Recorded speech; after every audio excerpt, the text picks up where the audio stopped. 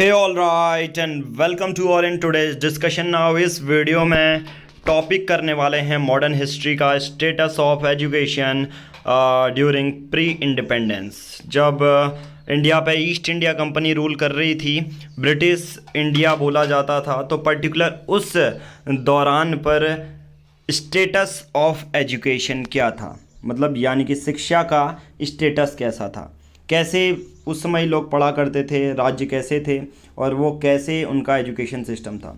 Now इस topic में पूरी इसी पे बात होगी। पहला status of education, second one is social setup, जैसे कास्ट से रिलेटेड, सेक्ट से रिलेटेड, उसमें कौन से धर्म फॉलो किए जाते थे, ये सब हम डिस्कस करने वाले हैं आज के इस वीडियो में। साथ ही साथ नेक्स्ट टॉपिक करेंगे position of women in society और स्लेवरी। चार टॉपिक आज हम इस वीडियो में करने वाले हैं। सबसे पहले ड्यूरिंग प्री इंडिपेंडेंस शिक्षा का स्तर, कास्ट सेक्ट पे, पोजीशन ऑफ वीमेन पे और स्लेवरी पे, राइट।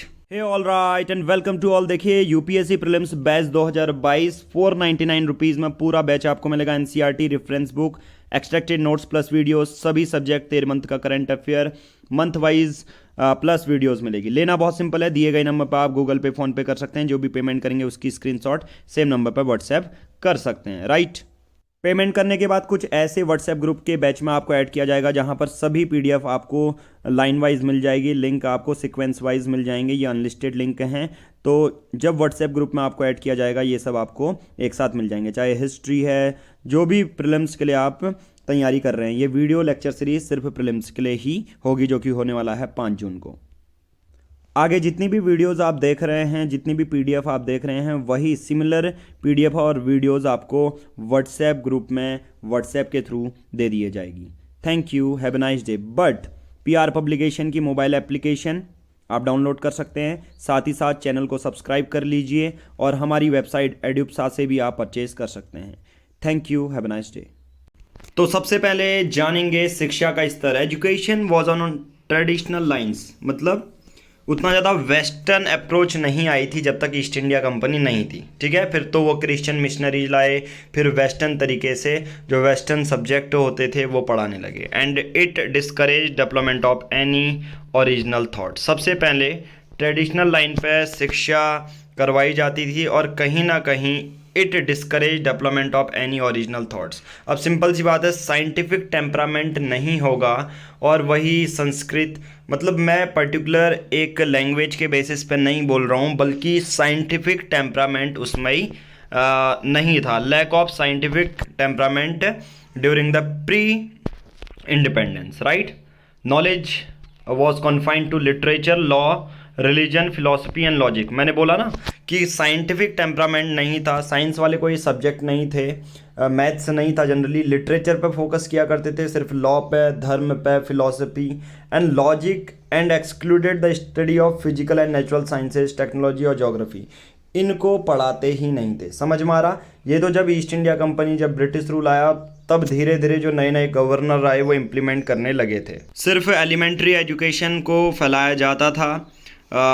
हिंदू की पाठशाला, मुस्लिम की होते हैं मकतब्स। ये चीज़ याद रखना, जो एलिमेंट्री एजुकेशन दी जाती है 0 से 5th क्लास तक, वो धीरे धीरे फैल रही थी। एलिमेंट्री एजुकेशन जैसे हिंदू में जो हिंदू धर्म के लोग होंगे वो कहाँ जाएंगे? पाठशाला में, और वहीं मुस्लिम वाले मकतब में। तो ये टर्म बहुत ज़्यादा मैटर करते हैं जब भी आप यूपीएससी प्रीलिम्स के क्वेश्चन सॉल्व करें। तो प्री इंडिपेंडेंस समझ में आ गया। जो पहले के राज्य थे वो साइंस, टेक्नोलॉजी और ज्योग्राफी की क्लासेस तो बिल्कुल भी नहीं पढ़ाते थे।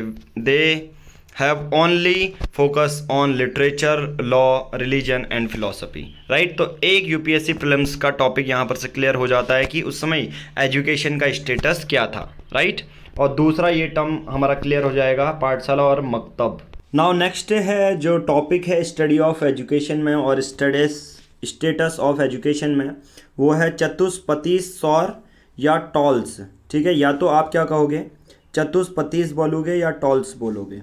ये एक नाम दिया जाता है बिहार और बंगाल में। ये बहुत इम्पोर्टेंट है, जो आपके एनसीईआरटी में नहीं दिया जाएगा। अगर किसी को भी उस समय हायर एजुकेशन करनी है तो हिंदूज़ के लिए टॉल्स या चतुष्पतीस बोला जाएगा। अब फेमस सेंटर कैसे थे, जैसे काशी वाराणसी, इसको चतुष्पतिस बोलोगे या टॉल्स बोलोगे, समझ में आ रहा। चतुष्पतिस या टॉल्स उस टर्म को बोला जाता है which referred for higher education, right. Example, famous centre for Sanskrit education were Kashi, Varanasi, Tirhut Mithila में, and Utkala. Madrasas institution of higher learning for Persian and Arabic, ठीक है। और वैसे ही अजीमाबाद पटना में है, was a famous centre for Persian education, right. तो दो चीज़ें यहाँ से कंफर्म हो जाती हैं, संस्कृत एजुकेशन के लिए था काशी, तीरथ और उत्कला, वहीं पर्शियन एजुकेशन के लिए था Azimabad.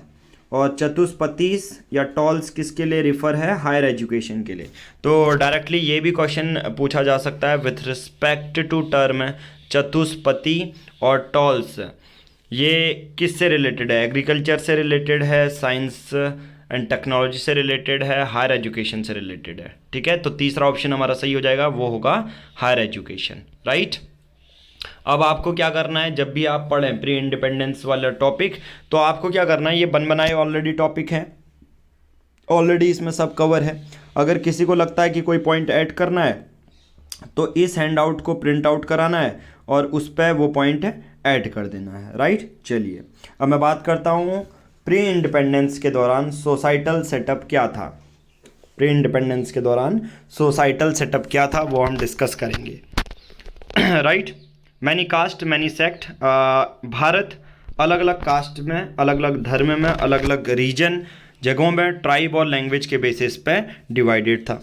Patriarchal families with caste being integral part of society, ज़्यादातर जो सोसाइटी समाज था पैट्रियार्कल था, जिसमें पैट्रियार्कल का मतलब होता है मेल डोमिनेटिंग सोसाइटी, मतलब ज़्यादातर जो घर का मुखिया होगा वो मेल होगा और जो विमेंस है उनको ज़्यादा तवज्जो नहीं दी जाएगी। इन टर्म्स ऑफ डिवीज़न, जैसे मुस्लिम्स, देखिए हिंदू और मुस्लिम में ये टर्म बहुत ज़्यादा पूछे जाएंगे। जैसे मुस्लिम में अगर कोई नोबल्स, स्कॉलर, प्रिस्ट और आर्मी ऑफिशियल होगा तो उसे शरीफ कहेंगे, ठीक है। सेकंड है अजलफ, अजलफ ये टर्म पूछा जाएगा लोअर क्लास मुस्लिम, ठीक है, उसके लिए जो टर्म होगा वो होगा अजलफ, ठीक है, क्या होगा, अजलफ। और Sharif for nobles, scholar, priest and army official, अगर कोई आर्मी ऑफिशियल है तो उसको भी शरीफ बोलते हैं।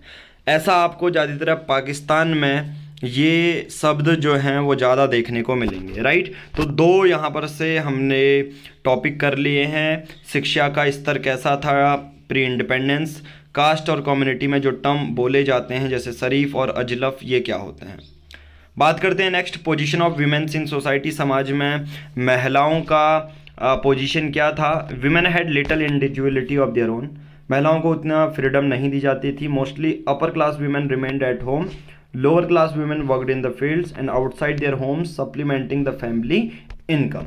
हालांकि देखिए उसमें फ्रीडम नहीं थी, बट एक तरह से मैं कहूँगा विमेन्स ही फैमिली इनकम को सपोर्ट करती थी।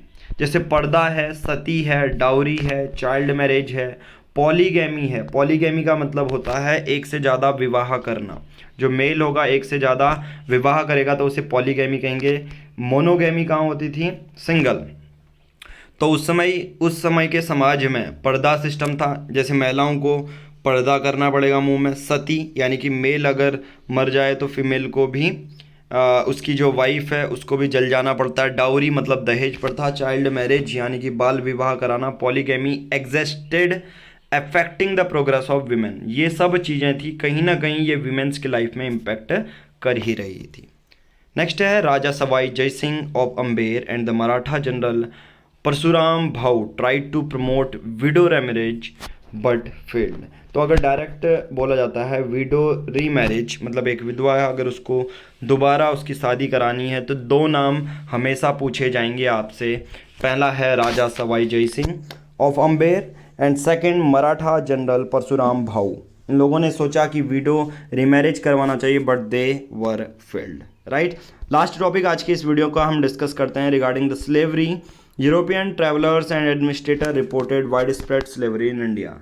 प्री इंडिपेंडेंस के बारे में बात करूं, जब भी मैं बात करता हूं तो यूरोपियन जो ट्रैवलर्स थे ईस्ट इंडिया कंपनी आ ही रही थी, तब यूरोपियन ट्रेवलर्स ने देखा, प्री इंडिपेंडेंस की मैं बात कर रहा हूँ, कि बहुत ज़्यादा स्लेवरी है भारत में। However their condition was much better than in European region. मैं कहूँगा कि इंडिया से ज़्यादा जो स्लेवरी है वो यूरोपियन कंट्रीज़ में हमें ज़्यादा देखने को मिली। एज पर historians, women slaves for household work, the advent of Europeans heightened the slavery and slave trade in India।